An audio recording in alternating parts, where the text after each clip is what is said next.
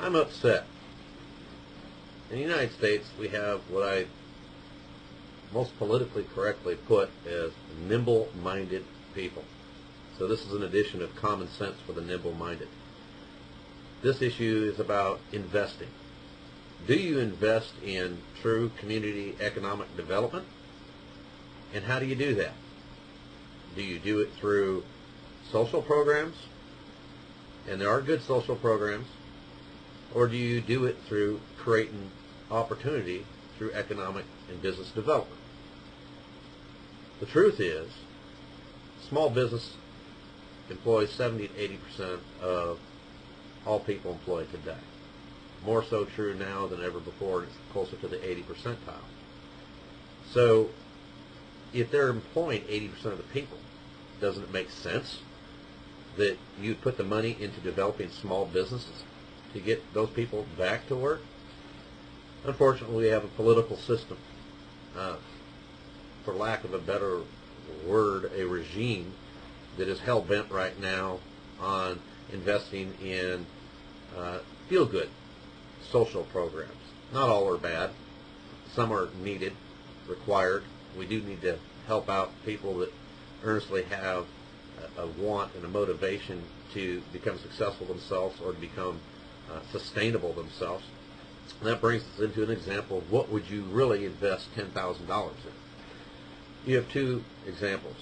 I can take $10,000 and invest it in a man that just opened up a t-shirt emporium. He's got a storefront. He's got all his equipment. He's risked all his money to build this business up. It's his passion in life. The only thing he's lacking right now is his initial inventory of t-shirts. And about $10,000 would cover that initial inventory for the t-shirts and the inks and the supplies he'd need to produce something that's marketable on a retail level to the public. And when this man sells all those t-shirts, he's going to reap revenues of anywhere 4 times, 5 times what he invested. So let's call that $40,000, $50,000, which allows him to buy more inventory. And of course, he can draw a payroll check for himself, so he's helped himself. But more importantly, if he continues to be successful, he'll be able to hire the second person, the third person, potentially actually being able to open up another storefront, potentially possibly being able to franchise his business if he's really successful at what he's doing. And that's the story of America, is to build business, to build your dreams. Now we have, on the other side, social programs that seem to be unaccountable, unmeasurable, but they feel good. And their nimble-minded friends out there feel great about promoting these social programs. But let me give you an example of a worst-case scenario social program. We want to take this $10,000 and give it to a group of homeless winos. We're not talking about homeless people that have fell on hard times. We're talking about homeless people by choice have decided they don't want any part of society. They feel great in their way of life of drinking whatever opportunity they have comes along as far as money, drinking it away. They feel great about that. They don't mind panhandling to get whatever money they have. And they eat and drink and do whatever they want. They don't have to answer society. Now, if you had a choice of giving $10,000 to the homeless man or a group of homeless men, $1,000 each, how long do you think it will take them to spend that $1,000 each? Going back to their ways, drinking and wasting the money on booze, not really giving back to the community anyway. It's not going to last that long. And that brings up to the point of social programs need to have sustainability and what they call capacity building.